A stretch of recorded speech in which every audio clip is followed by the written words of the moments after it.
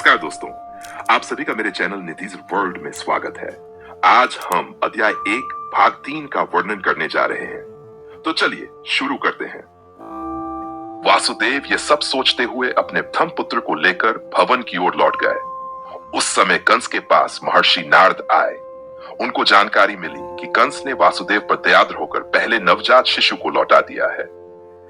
नारद अधिक उत्सुक थे कि जितनी जल्दी हो सके भगवान कृष्ण अवतार लें। अतः उन्होंने कंस को सूचित किया कि एक ओर वृंदावन में नंद महाराज जैसे महापुरुष तथा ग्वाले व उनकी पत्नियां, और दूसरी ओर वासुदेव, उनके पिता सुरसेन तथा यदुवंशी वृष्णि, कुल में उत्पन्न उनके सारे संबंधी, उनके मित्र एवं शुभचिंतक सभी वास्तव में देवता हैं।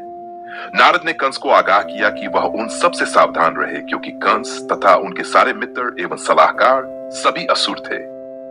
असुरगण सदैव देवताओं से भयभीत रहते थे। इस प्रकार नारद ने विभिन्न परिवारों में देवताओं के प्रकट होने की जानकारी देकर कंस को तुरंत चौंकना कर दिया। नारद जी से यह सभी जानकारी प्राप्त करके वह समझ गया कि चूंकि देवता अब प्रकट हो गए हैं, तो भगवान श्री कृष्ण का अब पुनः आगमन होगा। उसने तुरंत अपनी बहन बहनोई दोनों को बंदी बना लिया और उन्हें कारागार में डाल दिया। वासुदेव तथा देवकी लोहे की जंजीरों में बंधे कारागार में प्रतिवर्ष एक पुत्र को जन्म देते रहे, और कंस प्रत्येक बालक को विष्णु का अवतार समझकर एक एक करके मारता रहा। वह 8वें पुत्र से विशेष रूप से भयभीत था, किंतु नारद के आने के पश्चात वह इस निष्कर्ष पर पहुंचा कि कोई भी बालक कृष्ण हो सकता है। अतः वासुदेव तथा देवकी से उत्पन्न सभी संतानों को मारना ही श्रेयस्कर होगा। कंस के इस व्यवहार को समझ पाना बहुत कठिन नहीं है।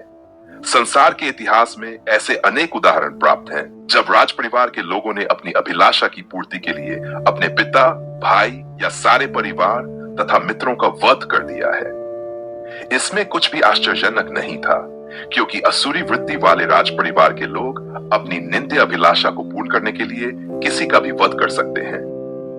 श्री नारद मुनि की कृपा से कंस अपने पूर्वजन्म से अवगत हुआ। उसे पता चला कि वह पूर्वजन्म में कालनेमी नामक असुर था, जिसका वध विष्णु द्वारा हुआ था।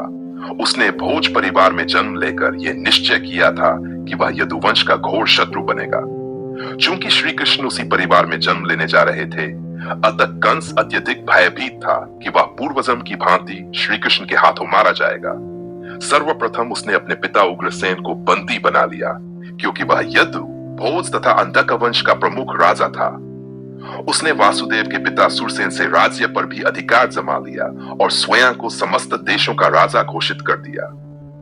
इस प्रकार लीला पुरुषोत्तम भगवान श्री कृष्ण के अंतर्गत भगवान श्री कृष्ण का अवतरण नामक प्रथम अध्याय का भक्ति वेदांत पर्याय पूर्ण हुआ। यहाँ पर अध्याय 1 की समाप्ति होती है। दोस्तों, तो मिलते हैं अब हम अगले एपिसोड में, जहां हम द्वितीय अध्याय शुरू करेंगे। द्वितीय अध्याय में हम यह बात करेंगे कि देवताओं द्वारा गर्भस्थ भगवान श्री कृष्ण की स्तुति कैसे की गई। तब तक के लिए बने रहिए मेरे चैनल पे। सब्सक्राइब, लाइक और शेयर जरूर कीजिए। हरे कृष्ण।